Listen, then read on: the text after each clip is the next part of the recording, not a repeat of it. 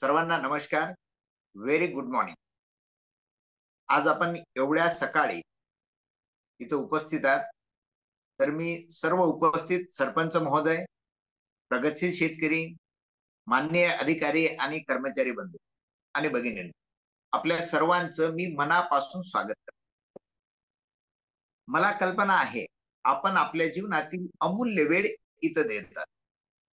आज या रविवारच्या सुंदर सकाळी आपण इतर महत्वाचं काम सुद्धा करू शकला असता. परंतु ते सर्व सोडून या ऑनलाईन जलतारा कार्यशाळेला इथं हजर आहे. आपण सर्वांनी माझं निमंत्रण स्वीकारलं, त्याबद्दल आपल्या सर्वांचे परत मी एकदा धन्यवाद व्यक्त करतो. I really acknowledge and appreciate your time and interest. Thank you so much. पुढे जाण्यापूर्वी मी माझा अल्पसा परिचय देतो. मी संतोष वाळके, उपविभागीय कृषी अधिकारी वाशिम म्हणून सध्या कार्यरत आहे. मी यापूर्वी ग्रामसेवक, कृषी सहाय्यक म्हणून सुद्धा गाव स्तरावर 10 वर्ष काम केले. सोबतच एक शेतकऱ्याचा मुलगा म्हणून जे काय शेतामधील कामं असतील त्याचा सुद्धा अनुभव माझ्याजवळ आहे. म्हणजे 14 वर्षाचा असताना मी लोखंडी नांगर हातात धरलेला आहे.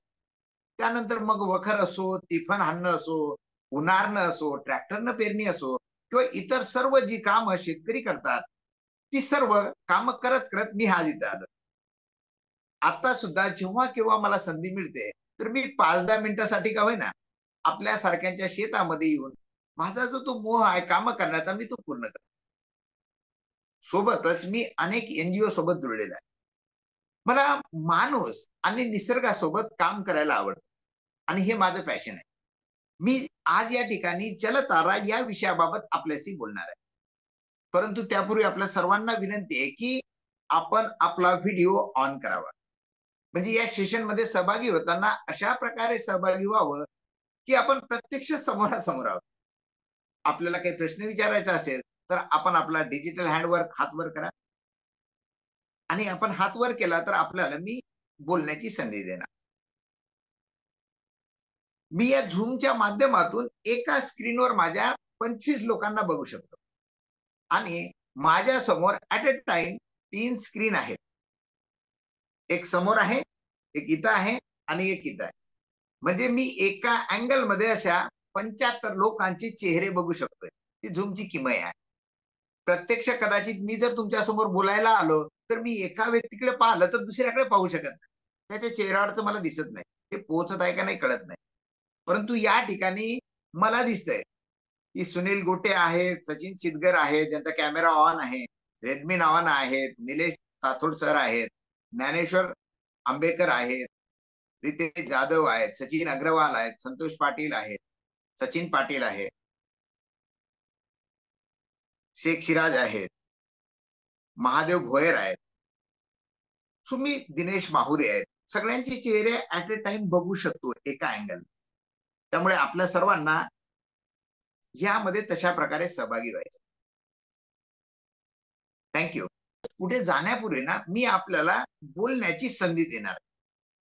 आज आपण या कार्यशाळेला सहभागी होताना आपल्या डोक्यामध्ये काय उद्देश होता किंवा काय उद्देश आहे, किंवा होऊ शकतं कोणीतरी आपल्याला या ग्रुपमध्ये ऍड केलं, कोणीतरी इन्व्हाइट केलं, बोलावलं, तर त्यांनी आपल्याला काय सांगितलं आणि आपण इथं आला, किंवा या कार्यशाळेमधून आपल्याला काय मिळालं, किंवा आपल्या गावासाठी आपल्या स्वतःसाठी आपण काय करू शकला, तर आपण देत असलेला वेळ सार्थकी लागेल असं आपल्याला वाटेल. तर ज्यांना बोलायची इच्छा आहे कृपया त्यांनी डिजिटल फिजिकल हात वर करावा. मी 2 ते 3 लोकांना बोलण्याची संधी देतो. सो कोण शेअर करेल? ज्ञानेश्वर भाऊ, आपला माईक चालू करा. हा नमस्कार साहेब. नमस्कार. हा जलतारा विषयी मी व्हिडिओ बघितले होते युट्यूबला. येस. तर जलतारा असा प्रोजेक्ट आहे की आपण साईडने नाल्या किंवा गड्डे करून आपण पावसाळ्यातलं पाणी मुरून आपल्या जमिनीचे वॉटर लेवल आहे ते वाढवू शकतो. विहिरींचं पाणी वाढवू शकतो. तर ज्ञानेश्वर भाऊ, माझी विनंती आहे, प्रथम आपलं नाव, गाव, आपण कुठून जॉईन झालात ते पण सांगा. माझं नाव ज्ञानेश्वर आंबेकर आहे. मी कामरगाव मधून जॉईन झालेलो आहो. कामरगावला माझी शेती आहे इथं टाकळी बुद्रुक मध्ये. बर, हा. धन्यवाद. आणि आपल्याला याबाबत जाणून घ्यायचंय, आपण इंटरेस्टेड आहात आणि वेळेपूर्वी इथे जॉईन झाला त्याबद्दल आपले मनपूर्वक धन्यवाद व्यक्त करतो. थँक्यू ज्ञानेश्वर भाऊ. येस, आणखीन मी एका दोघाला संधी देतोय. आपली काय इच्छा आहे, तिथे का जॉईन झाला, किंवा काही अधिकारी वर्ग या ठिकाणी जॉईन झालेला असेल, काही कर्मचारी जॉईन झाले आणि त्यांनी सुद्धा त्यांच्या सरपंचांना किंवा प्रगतशील शेतकऱ्यांना इथे जॉईन व्हायला सांगितलं. तर आपण सुद्धा शेअर करू शकता की आपण का त्यांना जॉईन केलंय, आपला काय उद्देश होता त्यांना इन्व्हाइट करण्याचा. आपण सुद्धा या ठिकाणी शेअर करू शकता. निखिल भाऊ, माईक चालू करा आणि बोला. नमस्कार सर. नमस्कार. माझं नाव निखिल गजानन धोंगडे आहे आणि मी लाडेगाव इथून जॉईन झालो, कारंजा तालुका समजा. आणि मुळात जलतारा ज्यांनी आणला होता त्यांच्यासोबत सचिन सिद्धगुर आणि मी एकदा मागील महिन्यामध्ये फोन कॉलवर बोललो आम्ही. म्हणजे असंच आम्ही दोघं मित्र आहोत आणि आमचं नेहमीच गावासाठी काहीतरी वेगळं करायचं आम्हाला, याच्यात आम्ही शोधात असतो. पण मुळात आपल्या जिल्ह्यामध्ये हे चालू झालं हे मला माहिती नव्हतं. मी थोडं बाहेरगावी जॉबला असतो. पण सचिन मामा जे आहेत आमचे सिद्धगुर, हे नेहमीच थोडे ऍक्टिव्ह असतात आणि त्यांनी मला सांगितलं की मनरेगा मार्फत सुद्धा निखिल जलतारा करता येतो. आणि आपल्या वाशिम जिल्ह्यातल्या जे काही आपले सीओ साहेब आहेत त्यांनी सुद्धा हा एक प्रकल्प हाती घेतलेला आहे. मुळात आमच्या गावाचा जर विचार केला सर, तर पाण्याचा काही भाग असा आहे की जिथं 100% पाणी आहे, म्हणजे 5 ते 10 फुटापासूनच पाणी लागून जाते. पण आमच्या दोघांची शेती अशी आहे की आम्ही जवळपास 30-30, 40-40 फूट विहिरी केलेल्या आहेत. त्यानंतर मी बोर सुद्धा मारला आणि ते सिजनेबलच आहे सगळं आमच्या दोघांचं. आणि आमची संत्र्याची शेती आहे. म्हणून मग आम्ही एक प्रयत्न केला होता. आम्ही कॉलवर पण त्या सरांसोबत बोललो ज्यांनी जलतारा महाराष्ट्रामध्ये आणला, त्या सरांसोबत. आणि त्यांनी सांगितलं की 4x6 गड्डे तुम्हाला उताराच्या लेवलला घ्यावे लागतील. आणि ही कन्सेप्ट आम्हाला खूप चांगली वाटली की तिथं शेती तुमची वाया जाणार नाही. विशेष करून शेतीतला जे काही समजा बऱ्याच प्रोजेक्टमध्ये काय होते की शेतीतली जागा वाया जाते, तिथं काही करता येत नाही किंवा शेती घेता येत नाही. पण त्यांच्यासोबत बोलल्यानंतर आमच्या असं लक्षात आलं की जलताराचे जर जेवढी शेती आहे तेवढ्या शेतीला उताराच्या भागाला जर तुम्ही समजा घेतले, जलताराचे समजा गड्डे घेतले आणि ते व्यवस्थित जर तुम्ही भरले आणि त्याचं पुनर्भरण जर केलं, रिचार्जिंग जर केलं, तर ते खूप महत्वाचं आहे. या उद्देशानं आमच्या दोघात कुतूहल निर्माण झालं की आपला जो हा ड्राय झोन आहे, समजा आमचा काही भाग जो आहे ड्राय झोन, हा जलतारानं खरंच आपल्याला चांगला करता येईल का.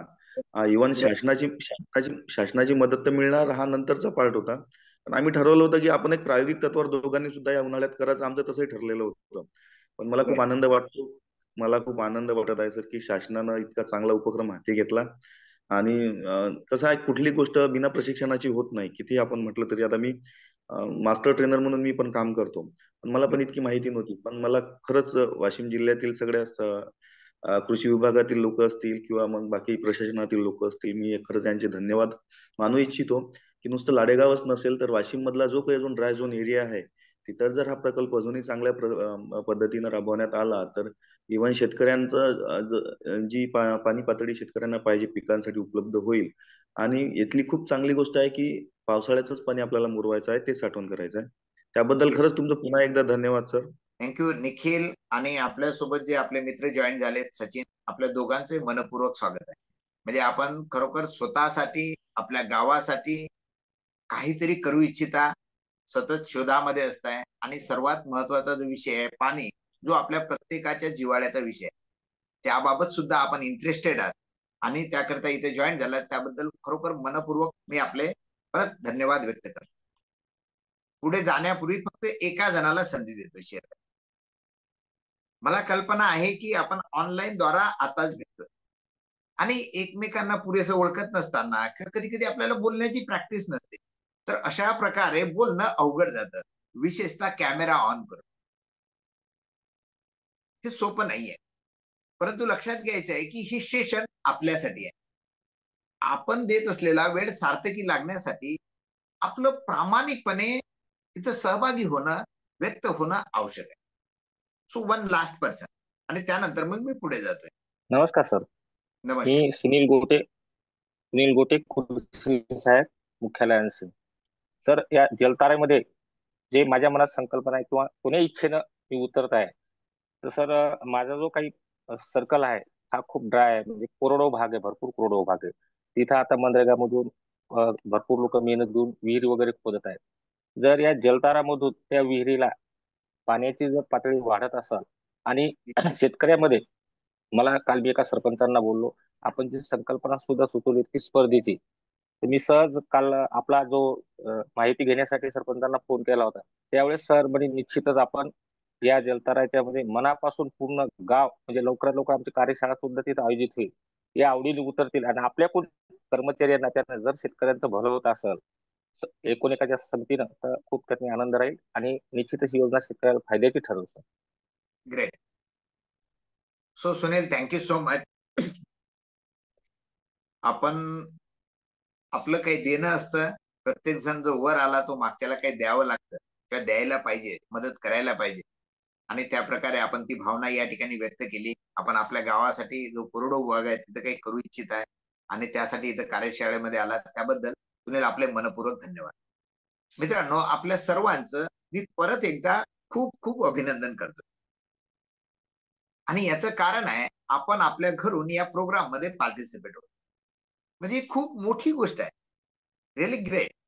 म्हणजे एकेकाळी जे राजा महाराजाला शक्य नव्हतं ना, त्या गोष्टी आता आपण उपभोगतोय. जसं की आपल्या सर्वांना माहित आहे, महाभारताच्या काळात फक्त एकट्या संजयला जे शक्य होतं ते आता आपल्या सगळ्यांना शक्य होत आहे. आपण कुठूनही कुठे पाहू शकतो, बोलू शकतो.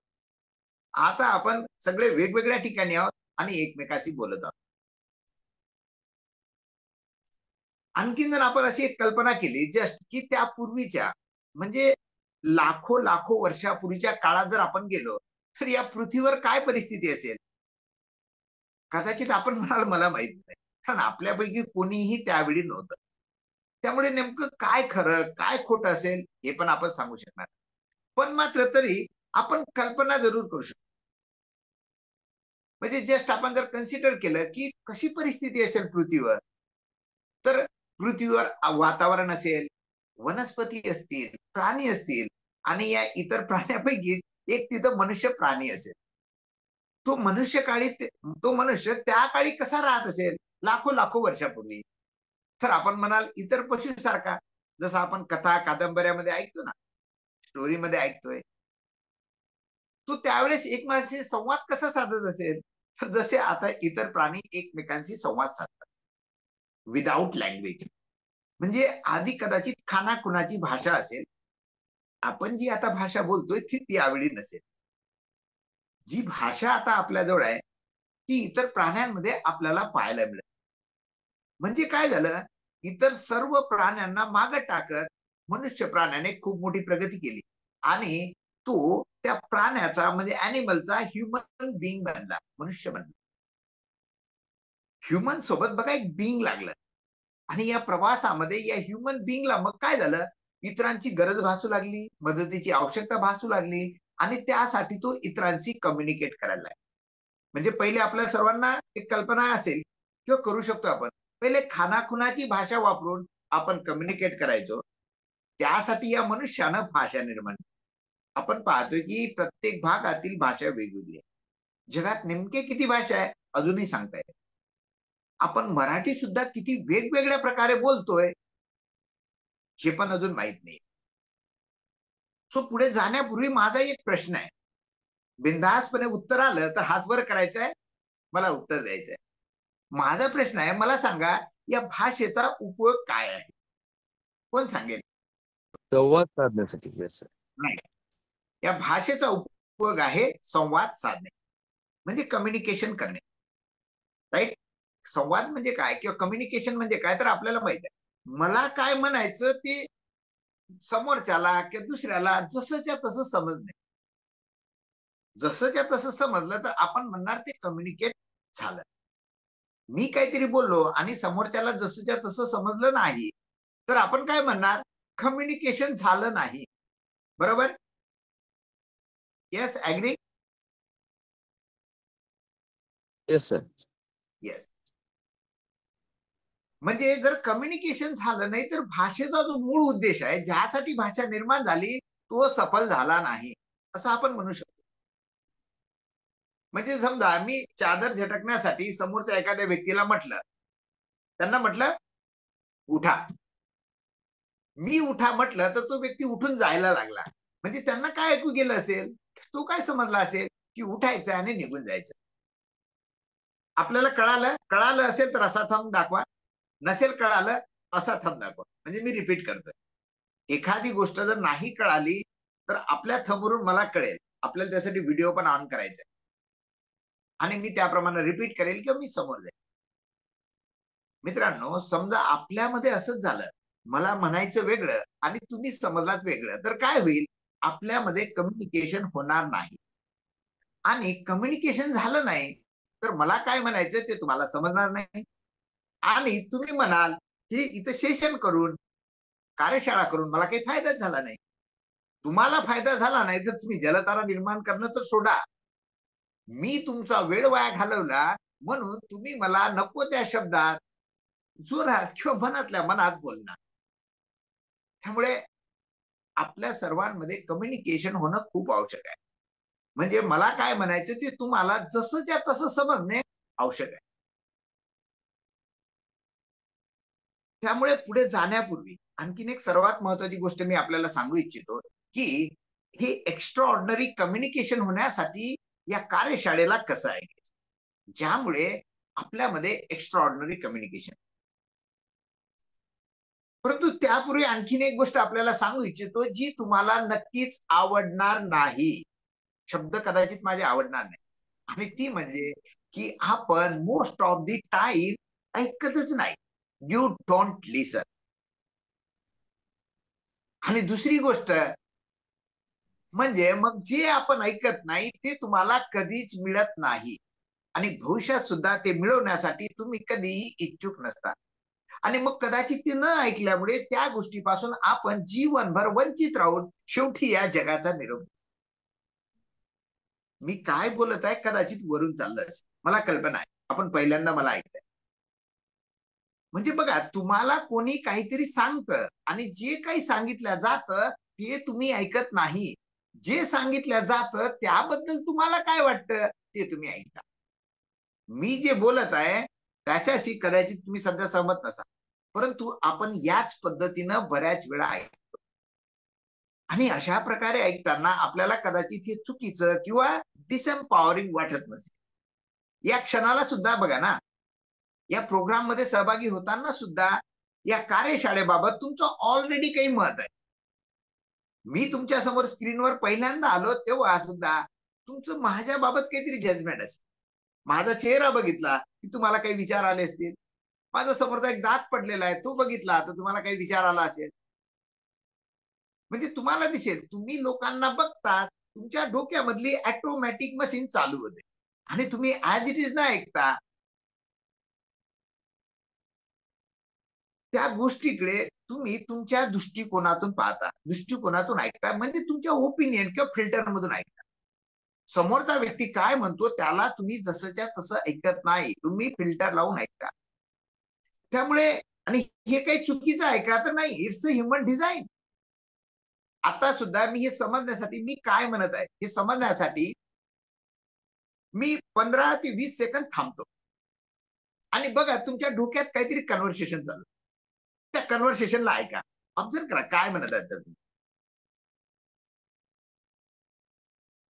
ते कदाचित काहीही म्हणू शकतंय. हे काय नवीन कार्यशाळेमध्ये आणलंय, ही कोणती योजना आणली, याचा काही मला फायदा होईल का, मी माझा वेळ तर वाया घालवत नाहीये. तर इथं नवीन लोक पण जॉईन झालेत, शेतकरी पण आहेत, अधिकारी पण आहेत. कदाचित दिल्लीतला विचारील, कदाचित गल्लीतला विचारील, काहीही तुमच्या डोक्यामध्ये येऊ शकतं. विजय सांगा मला, हे जे तुमच्या डोक्यामध्ये येतंय ते तुम्ही स्वतःहून आणता का ऑटोमॅटिक येतात? ऑटोमॅटिकच चालतं सर. येस. राईट. म्हणजे तुम्हाला दिसेल ऑटोमॅटिक डोक्यात विचार येतो. तुम्हाला समोरच्याला ऐकायचं असतं, तुम्हाला भीतीचा विचार नकोय तर भीतीचा विचार येतोय आणि हे ऑटोमॅटिक. सो या प्रोग्राम दरम्यान सुद्धा असं होऊ शकतं. या दरम्यान आपण मला किंवा इतरांना ऐकताना आपल्या डोक्यात विचार येऊ शकतात आणि जर आपल्याला असे काही विचार आले किंवा तुम्हाला कळालं की अरे आपण विचारामध्ये गेलोय, तुमच्या लक्षात आलं की तुम्ही कंपॅरिझन करत आहात, इव्हॅल्युएशन करत आहात, ओपिनियनने ऐकत आहात, फिल्टरने ऐकत आहात, जजमेंटल होतात, तर माझी विनंती आहे ती तिथे सोडायचं आणि मी पुढे काय बोलतो त्या शब्दासोबत राहायचं. ओके, करू शकाल हे सर्व? नाही करू शकला तर त्याला प्रेझेंट व्हा आणि ऍज इट इज मला परत पुढे ऐका. पुढे जाऊ मी ऐकायला ऍज इट इज. येते. पुढे जाण्यापूर्वी मी स्लाइडवर काही प्रश्न शेअर करतो, ते आपण वाचू शकता. ही अशी स्लाइड मी या ठिकाणी आणलेली आहे. शेतकरी क्रमांक 1, शेतकरी क्रमांक 2, शेतकरी क्रमांक 3. त्या शेतकऱ्यासमोर काही पीक आहे. सोयाबीनवाला शेतकरी आहे, दुसरा हळद, गहू, भुईमूग, बागायती, कपासी, तूर, सीताफळवाला शेतकरी आहे, तिसरा संत्रा, मोसंबी, लिंबू, डाळिंब, द्राक्ष, केळी, पपईवाला शेतकरी. आणि खाली एक प्रश्न दिलाय, यापैकी कोणता शेतकरी श्रीमंत आणि प्रगतशील असेल? तर कोणता असेल? मी एका जणाकडून उत्तर ऐकतो. हात वर करायचा आहे आणि मी त्यांना शेअर करण्याची संधी देतो. येस अमोल, यापैकी कोणता शेतकरी श्रीमंत किंवा प्रगतशील असेल? त्याच्याकडे पाण्याची व्यवस्था असेल तोच मला वाटतं आज श्रीमंत शेतकरी आहे. राईट. म्हणजे या 3 पैकी कोणता श्रीमंत असेल? निश्चितच संत्रा, लिंबू, डाळिंब, द्राक्ष म्हणजे एक कॅश क्रॉप आहे तो Right. शेतकरी. येस. म्हणजे अमोल असं आपणच सांगितलं की यामधला तिसरा शेतकरी निश्चितच श्रीमंत असेल. आणि परत आपण सांगितलंय पाणी. की पाण्याची व्यवस्था असेल तर हे शेतकरी हे पीक घेत आहेत. म्हणजे मी जर असा प्रश्न विचारला एखाद्याला की मग हे शेतकरी जर श्रीमंत होऊ शकतात, संत्रा, मोसंबी, लिंबू, डाळिंब वाले, मग आपण सोयाबीन का घेतोय, आपण संत्रा का घेत नाही, असा जर मी प्रश्न अमोल आपल्याला विचारला तर आपण काय सांगाल? ज्याच्याकडे म्हणजे पाण्याची व्यवस्था नसल्यामुळे कुणी त्याकडे वळलं नसेल कदाचित. एक म्हणजे चान्सेस आहे की आपल्याला पाण्याची व्यवस्था नाही किंवा आपल्याला पीक म्हणजे आपली मायनस पॉईंट असू शकतो, त्याच्यामुळे आपण तिकडे वळले नाही. म्हणजे आपल्याला कळलं की तिसऱ्या नंबरचा शेतकरी हा श्रीमंत आहे, परंतु तिसरीकडे जायचं असेल तर आपल्याला पाणी पाहिजे. पाणी नसेल तर तुमची किती इच्छा असली तरी तुम्ही संत्रा, लिंबू घेऊ शकता नाही. म्हणजे तो मार्ग आपल्यासाठी नाहीये. राईट. आता मला सांगा, ज्या शेतकऱ्यांकडे संत्रा, लिंबू असं काही आहे तर हे शेतकरी श्रीमंत असतात. हो. आधीच्या काळी आपली सर्व अर्थव्यवस्था शेतीवर आधारित होती. म्हणजे आपल्याला दिसेल काही शेतकरी 50 एकरावाले आहेत, 40 एकरावाले आहेत, त्यांच्याकडे पाणी पण आहे. आणि जे आधीच्या काळी फक्त शेतीचं साम्राज्य होतं, ते शेतकरी काय होत गेले की ज्यांच्याकडे पाणी आहे ते आणखीन श्रीमंत होत गेले. बरोबर. आणि ज्या शेतकऱ्यांकडे पाणी नव्हतं ते तिथे स्टॉप राहिले. आता मला सांगा की ज्या शेतकऱ्यांना पाणी लागलं की त्यांच्या नशिबाचा पार्ट होता. म्हणजे कोणाच्या जमिनीत कधी पाणी लागावं आपण ठरवू शकतो का? नाही. आता काही लोकांना योगायोगानं पाणी लागलं जमिनीत, परंतु जमिनीमध्ये जे पाणी मुरतंय, समजा अमोल तुमच्या शेताला पाणी लागलं आणि तुमच्या विहिरीला जे पाणी आहे ते पाणी तुमच्या शेतातलंच असतं का बाहेरून येत असतं? नाही, बाहेरून जे वेगवेगळ्या ठिकाणून म्हणजे आपल्याला माहितच नसते ते कुठून येत आहे, कोणता त्याचा मार्ग आहे, ते आपल्याला कदाचित म्हणजे बहुतांशी आपल्याला त्याला आपण माहितीच नसेल. येस. म्हणजे असं होऊ शकतं की हे पाणी कदाचित तुमच्या आजूबाजूला जो शेतकरी आहे त्याच्या शेतामध्ये बुडतं आणि तुमच्या विहिरीला येतं. तो तुम्हाला पाणी देत राहतोय आणि तुम्हाला पाणी मिळत राहतं. त्या वर्षावर तुम्ही मोठे शेतकरी होत गेला. बरोबर. बरोबर. मी पुढे याबद्दल आणखीन बोलणार आहे. मी पुढच्या स्लाइडवर जातोय. बघा, जसं अमोल यांनी सांगितलंय की हे पाण्याच्या भरशावर आपण पिकं घेतोय, म्हणजे वेगवेगळ्या पिकाच्या पाण्याची गरज वेगळी आहे. सोयाबीनला 35 लाख लिटर पाणी पाहिजे, हळदीला 50 लाख लिटर पाणी पाहिजे, संत्रा, मोसंबी असेल तर त्याला 150 लाख लिटर पाणी पाहिजे, द्राक्ष, केळी असेल तर त्याला आणखीन पाणी पाहिजे, केळीला 250 लाख लिटर पाणी पाहिजे. आता आपण जर असं ठरवलं की 1 हेक्टर वाला एक शेतकरी आहे आणि त्या 1 हेक्टर मध्ये त्याला संत्रा घ्यायचा आहे, थोडा हळद घ्यायची आहे आणि सोयाबीन घ्यायचं आहे, अशी 3 पिकं अर्धे अर्धे जर त्यानं घेतो म्हटलं एका हेक्टर मध्ये, तर त्याला पाणी किती लागेल या कॅल्क्युलेशन नुसार तर संत्र्याला 150 लाख लिटर, 50 लाख लिटर हळदीला आणि 35 लाख लिटर सोयाबीनला. असं तिघाची बेरीज केली आणि त्याला जर भागीला 3 केले तर आपल्याला दिसेल 78 लाख लिटर पाणी लागतं. म्हणजे एका हेक्टरमध्ये जर हे 3 पिकं घेतो म्हटलं आपण वेगवेगळ्या सारख्या सारख्या पार्ट मध्ये, तर 78 lakh litre on an average पाणी लागतं. अमोल, हे एवढं क्लिअर झालंय? येस सर, बरोबर आहे. येस. निखिल सर, हे वार्षिक आहे. हे कदाचित काही लोकांना कळणार नाही. तर मी म्हणते न कळता एक जस्ट आपण उदाहरण बघतोय असं मानून आपण समजलो. काही प्रश्न असतील तर लिहून ठेवा. मी हे समजण्यासाठी आपल्या समोर मांडले. सो हे शास्त्रज्ञांनी काढलंय की एवढं पाणी लागतं. तुमच्या जमिनीनुसार, तुमच्या परिस्थितीनुसार, फील्ड परिस्थितीनुसार हे वेगवेगळं पण राहू शकतं. परंतु 78 लाख लिटर जर पाणी आपल्याजवळ हक्काचं असेल तर ही 3 पिकं आपण एका हेक्टरमध्ये घेऊ शकतो. एका एकरावर संत्रा घेऊ शकतोय, एखाद्या एकरावर आपण हळद घेऊ शकतोय, किंवा अर्ध्या एकरावर हळद घेऊ शकतोय, एखाद्या एकरावर सोयाबीन घेऊ शकतोय. अशा प्रकारे आपण व्यवस्था निर्माण करू शकतो. आता आपण बघू की त्या पुढे जाऊ. आता आपल्याला दिसेल वाशिम जिल्ह्यामध्ये मग पाणी किती उपलब्ध आहे, निसर्ग किती आपल्याला पाणी देतोय. तर आपल्याला दिसतंय आपल्या जिल्ह्यातला रिसोड तालुका जिथं 872 मिलीमीटर पाऊस पडतोय, वाशिम तालुका जिथं 966 मिलीमीटर पाऊस पडतो. म्हणजे आपण कॅल्क्युलेशन करण्यासाठी असं जर गृहीत पकडलं की ऑन एन ऍव्हरेज 900 मिलीमीटर पाऊस पडतो, म्हणजे एका हेक्टरवर किती पाऊस पडतो, तर 100 मीटर गुणिला 100 मीटर गुणिला 0.90, म्हणजे आपल्याला लक्षात येईल 9000 घनमीटर पाऊस आपल्या जमिनीवर पडतो एका वर्षामध्ये, एका पावसाळ्यामध्ये. म्हणजे त्याला लिटरमध्ये कन्वर्ट करतो म्हटलं तर 90 लाख लिटर पाणी आपल्याला एका हेक्टरवर पडतं. आपल्याला मात्र आवश्यकता मग आपण पाहिली होती की 3 पिकं वेगवेगळ्या प्रमाणात घेतोय तर 78 लाख लिटरच पाहिजे. परंतु आपल्याला हे पण माहिती आहे की हे सर्व जे पाणी पडतं सर्व शेतामध्ये काही मुरत नाही, विहिरीमध्ये काही जात नाही, यामधलं पाणी वाहून जातं. सो मी आणखीन एका जणाला प्रश्न विचारतोय, आपल्या शेतामध्ये पडलेलं पाणी म्हणजे तुमच्या शेतामध्ये पडलेलं पाणी, तर त्यापैकी किती टक्के पाणी वाहून जात असेल, कोण सांगेल? जवळपास 80%. बरोबर आहे, थँक्यू. निलेश सर, किती वाहून जात असेल? सुनील साबळे म्हणतायत 70%, राईट. 80% सांगितलं ते पण उत्तर बरोबर आहे. 70% सांगितलं ते पण उत्तर बरोबर आहे.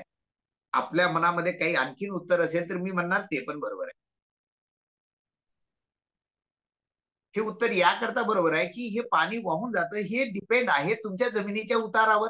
तुमची जास्त जमिनीचा उतार असेल तर जास्त वाहून जातं, तुमची जमीन सुपीक असेल तर कमी वाहून जातं, तुमची जमीन चिवट झालेली असेल तर हे जास्त वाहून जातं.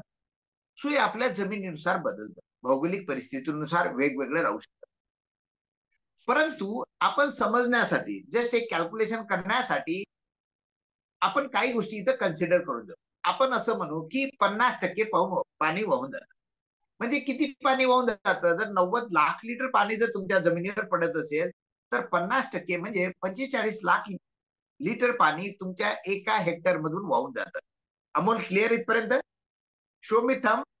सगळ्यांनी थंब दाखवा, जे व्हिडिओ चालू आहेत कृपया त्यांनी थंब दाखवा, नाहीत व्हिडिओ त्यांनी चालू करा, म्हणजे मला कळेल मी तुमच्यापर्यंत पोहोचत आहे. आता माझा पुढचा प्रश्न आहे, तुमच्या शेतातून जेव्हा हे पाणी वाहून जातं, फक्त पाणीच वाहून जातं का आणखीन काही वाहून जातं पाण्यासोबत? कोण सांगेल? माती वाहून जाते सर मोठ्या प्रमाणात पाण्यासोबत. बरोबर, बरोबर, माती वाहून जाते. आणखीन काय वाहून जाते? सुपीक माती वाहून जाते असं पण सांगतायत. येस, आपण चार्ट पण करू शकता. सुपीक माती सांगितलं, खत वगैरे वाहून जातात आपल्या शेतामध्ये, अन्नद्रव्य वाहून जातात. अन्नद्रव्य वाहून जातात, खतं वाहून जातात, राईट. वरचा थराचा गाळ वाहून जातोय, पोषक द्रव्य वाहून जातात, बरोबर आहे. मला चार्ट वाचतोय मी, तुम्ही चार्ट करू शकता. म्हणजे आपल्याला दिसेल की आपण जे शेअर करताय ते बरोबर आहे. आपल्या जमिनीमधून जेव्हा पाणी वाहून जातं तर त्यामध्ये मोठ्या प्रमाणात आपल्या शेतामधलं शेणखत वाहून जातं. म्हणजे कदाचित आपण असं म्हणाल की मी कुठे शेणखत माझ्या शेताला टाकतोय, मी कुठे कंपोस्ट खत माझ्या शेताला टाकतोय. परंतु एक लक्षात घ्या, इथं पवन भाऊ मिश्रा जॉईन आहेत, जे नैसर्गिक शेती करतात, म्हणजे शेताला बाहेरून काहीही टाकत नाही. पण त्यांचा अनुभव असा आहे किंवा आपल्या सगळ्यांचा अनुभव असा आहे किंवा आपण एखाद्या जंगलामध्ये बघू शकतोय ना, जंगलातील एखाद्या झाडाला ज्याला बदबद लिंबोळ्या आल्या त्याला कोण अन्नद्रव्य टाकतं?